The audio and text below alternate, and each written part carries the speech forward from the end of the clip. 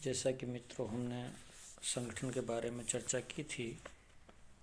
लोक प्रशासन में जो संगठनात्मक सिद्धांत हैं, संगठन के जो आधार हैं, औपचारिक और अनौपचारिक संगठन, उसके संदर्भ में हमने संगठन की परिभाषित निश्चित उद्देश्य, सामूहिक रूप से क्रिया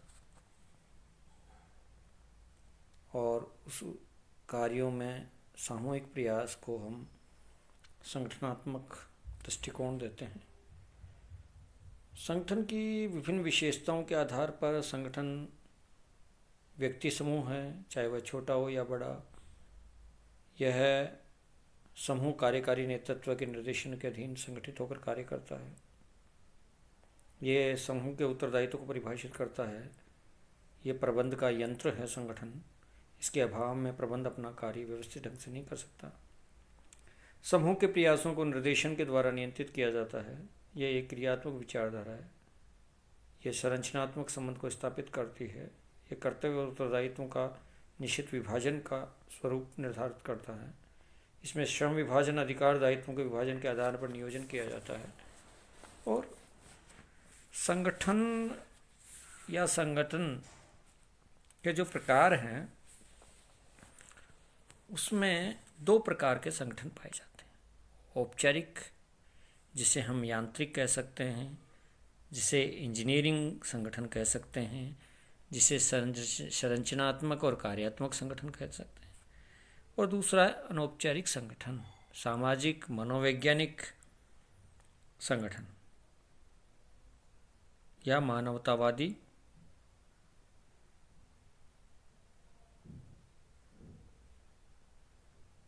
संगठन। इस प्रकार संगठन औपचारिक और अनौपचारिक जो संगठन के जो आधार हैं, उसमें पहला आता है औपचारिक संगठन। औपचारिक संगठन स्थिति, अधिकार और उत्तरदायित्व को स्पष्ट रूप से परिभाषित करता है। जैसा कि औपचारिक संगठन उन संगठनों में से है जिनमें प्रत्येक स्तर पर स्थिति, अधिकार एवं उत्तरदायित्व को स्पष्ट रूप से परिभाषित किया गया है। और इस प्रकार के संगठनों के आधार पर संगठनों में अधिकार उच्च स्तर से नीचे स्तर की ओर प्रत्यायोजित किए होते हैं और पूरी संगठन की संरचना संस्था के उद्देश्यों को प्राप्त करने का प्रयत्न करती है। यानी स्थिति, अधिकार, उत्तरदायित्व का स्पष्ट रूप से विभाजन है और परिभाषित है। स्पष्ट रूप से परिभाषित किया गया है कि स्थिति क्या होगी संगठन में, अधिकार कैसा होगा, उत्तरदायित्व का निर्वहन कैसे किया जाएगा, ये स्पष्ट रूप से परिभाषित किया गया है। बर्नार्ड ने औपचारिक संगठन की जो परिभाषा दी है वह इस प्रकार से है: जब दो या दो से अधिक व्यक्तियों की क्रियाएं एक निश्चित उद्देश्य की ओर समन्वित की जाती हैं, वह औपचारिक संगठन कहलाता है। यानी दो से अधिक व्यक्ति होंगे, उस निश्चित उद्देश्य की प्राप्ति के लिए सामूहिक रूप से क्रियाएं की जाएंगी, सामूहिक रूप से प्रयास किए जाएंगे। तो दो से अधिक व्यक्तियों की क्रियाएं एक निश्चित उद्देश्य की ओर समन्वित रूप से या सामूहिक रूप से कार्य किए जाएंगी, वो संगठन कहलाएगा, औपचारिक संगठन।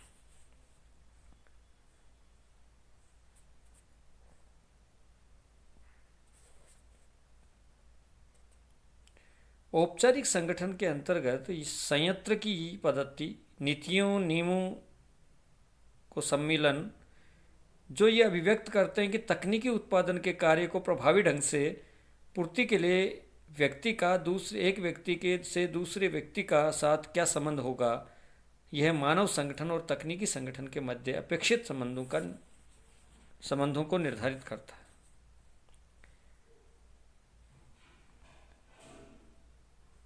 एल उर्विक ने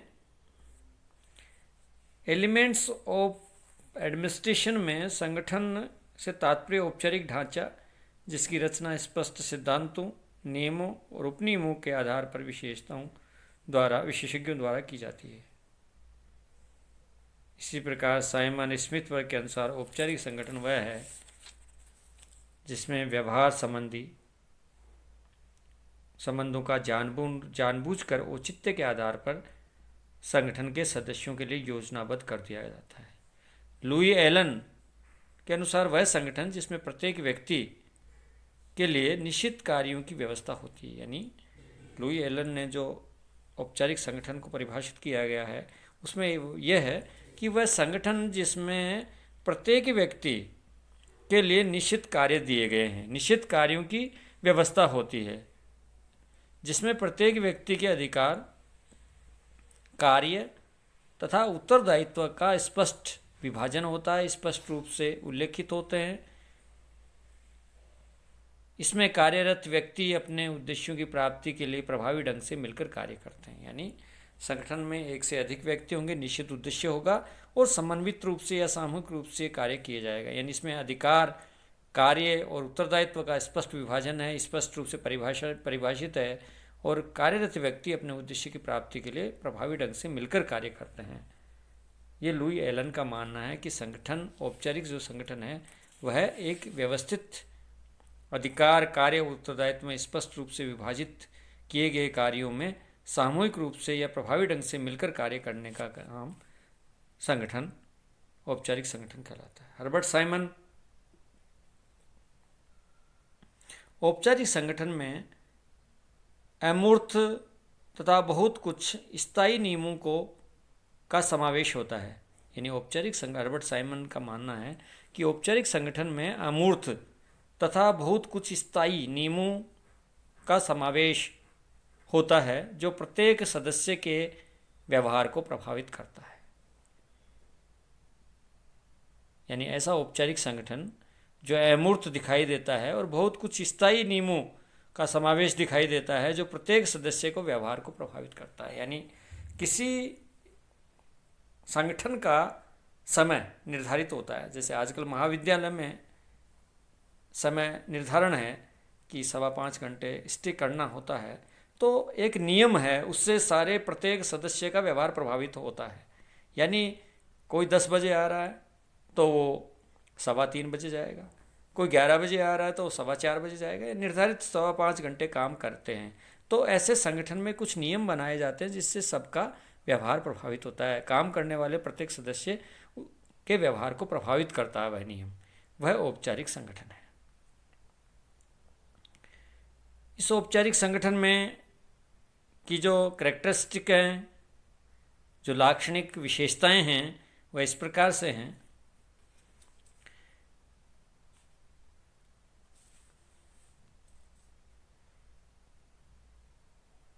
चेतनापूर्वक निर्माण एवं स्वीकृति। इसका तात्पर्य यह है कि औपचारिक संगठन है चैतन्यता के आधार पर जानबूझ के बनाया जाता है, तो इसलिए चेतनापूर्वक इसकी निर्माण और स्वीकृति रहती है। अधिकारों के प्रत्यायोजन के सिद्धांत पर आधारित है, यानी अधिकारों का मुख्य अधिकारी अपने से अधीनस्थ अधिकारी को कुछ कार्य सौंपता है अधिकार सहित, उसको हम प्रत्यायोजन कहते हैं। तो अधिकारों के प्रत्यायोजन के सिद्धांत पर आधारित, जैसे महाविद्यालय में प्राचार्य एक ही होता है, किंतु एकेडमिक प्राचार्य, फाइनेंस प्राचार्य अलग अलग अपने अधीनस्थ को या उसको कार्य कुशल बनाने के लिए अपने अधीनस्थ पर विश्वास करते हुए उन कार्यों का प्रत्यायोजन करता है। ये अधिकारों के प्रत्यायोजन के सिद्धांत के आधार, यानी प्रत्येक औपचारिक संगठनों में अधिकारों के प्रत्यायोजन के सिद्धांत पर काम करते हैं। ये इनकी लाक्षणिक विशेषताएं हैं। संरचनात्मक स्वरूप या ढांचागत व्यवस्था। किसी भी संगठन का संरचनात्मक जो स्वरूप है या ढांचागत व्यवस्था रहेगी, यानी प्रत्येक औपचारिक संगठन का एक संरचनात्मक स्वरूप होगा, ढांचागत व्यवस्था होगी। और चौथी है प्रत्येक स्तर पर स्थिति, अधिकार, उत्तरदायित्व का स्पष्ट परिभाषित किया जाएगा। यानी क्या स्थिति रहेगी प्रत्येक स्तर पर, प्रत्येक कर्मचारी स्तर पर। शैक्षणिक, जैसे महाविद्यालय में शैक्षणिक स्टाफ, मिनिस्ट्रियल स्टाफ है, एक एकेडमिक काम करेंगे और दूसरा मिनिस्ट्रियल स्टाफ काम करेंगे, शैक्षणिक और अशैक्षणिक कर्मचारी। ये स्पष्ट रूप से विभाजन है, स्कूल हो चाहे महाविद्यालय हो चाहे विद्यालय हो, प्रत्येक स्तर पर स्थिति, अधिकार, उत्तरदायित्व को स्पष्ट रूप से परिभाषित किया जाता है। कलेक्टर के क्या कार्य होंगे, ओएस के कार्य होंगे, एसडीएम तहसीलदार के क्या कार्य होंगे, पटवारी के क्या कार्य हैं, यानी प्रत्येक विभाग का, प्रत्येक संगठन का एक स्थिति, अधिकार और उत्तरदायित्व का स्पष्ट रूप से विभाजन किया जाता है। पांचवा है स्थायित्व। औपचारिक संगठन में एक स्थायित्व है, एक किसी भी तरह का दोहराव नहीं है, स्थायित्व है। उन कार्यों को स्पष्ट रूप से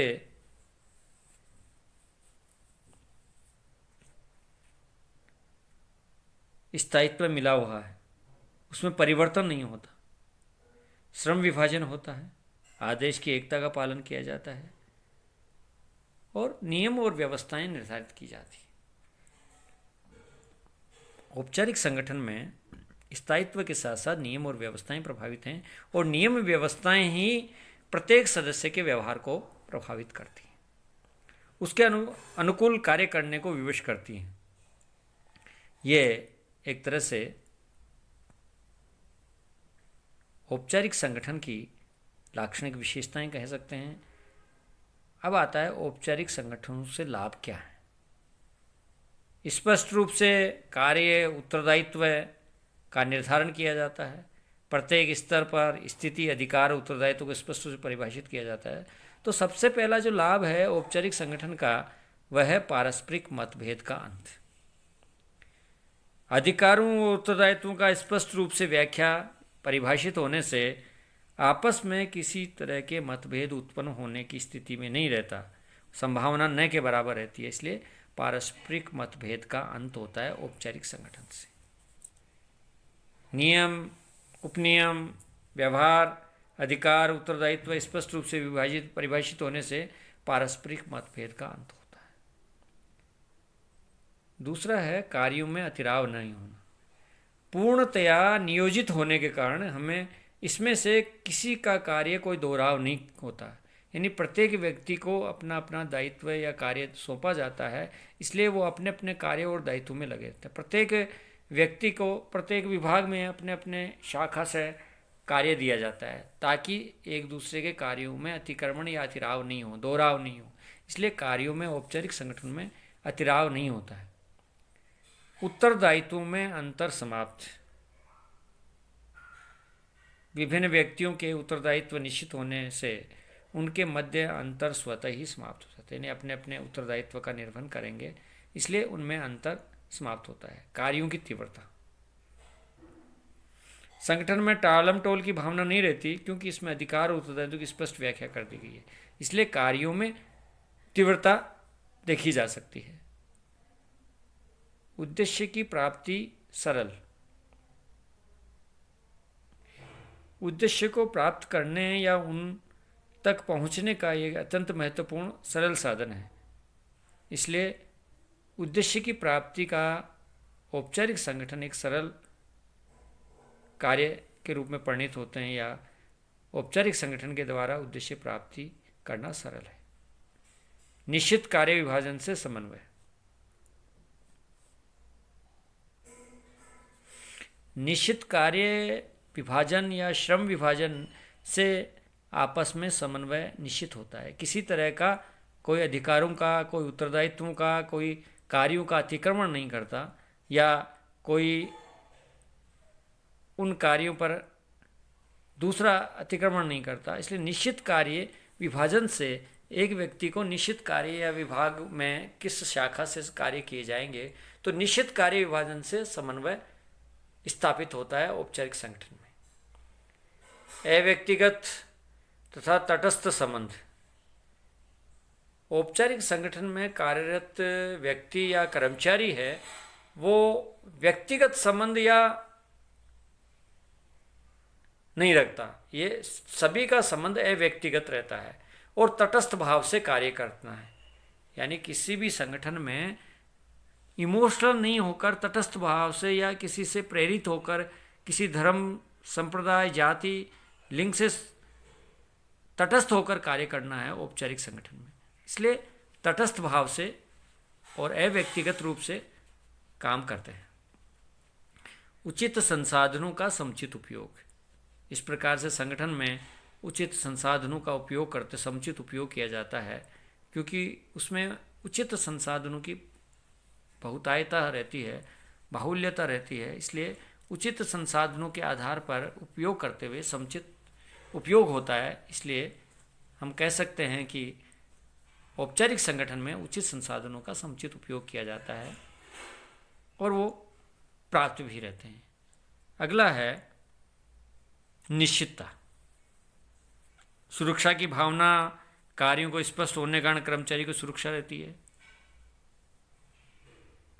निश्चितता रहती है। कानूनी आधार पर स्पष्ट कार्य और तथा स्थायित्व होने के कारण निश्चितता रहती है। या निश्चितता का जो आधार है उसका कानूनी या नियमों का आधार, स्पष्ट कार्य विभाजन तथा स्थायित्व के कारण औपचारिक संगठन में एक निश्चितता रहती है। ये पारस्परिक मतभेद का अंत, कार्यों में अतिराव न होना, उत्तरदायित्व में अंतर समाप्त, कार्यों की तीव्रता, उद्देश्य की प्राप्ति करना सरल, निश्चित कार्य विभाजन से समन्वय, अव्यक्तिगत तथा तटस्थ संबंध, उचित संसाधनों का समुचित उपयोग और निश्चितता, कानूनी आधार, स्पष्ट कार्य और स्थायित्व के कारण निश्चितता रहती है। ये एक तरह से औपचारिक संगठन के लाभ हैं।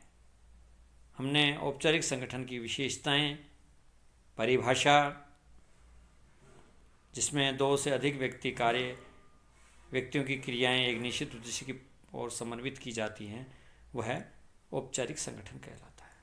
यानी 2 से अधिक व्यक्ति होंगे, निश्चित उद्देश्य होगा और समन्वित रूप से या सामूहिक रूप से वह कार्य की ओर, उद्देश्य की ओर क्रियाएं की जाएंगी, वह औपचारिक संगठन है।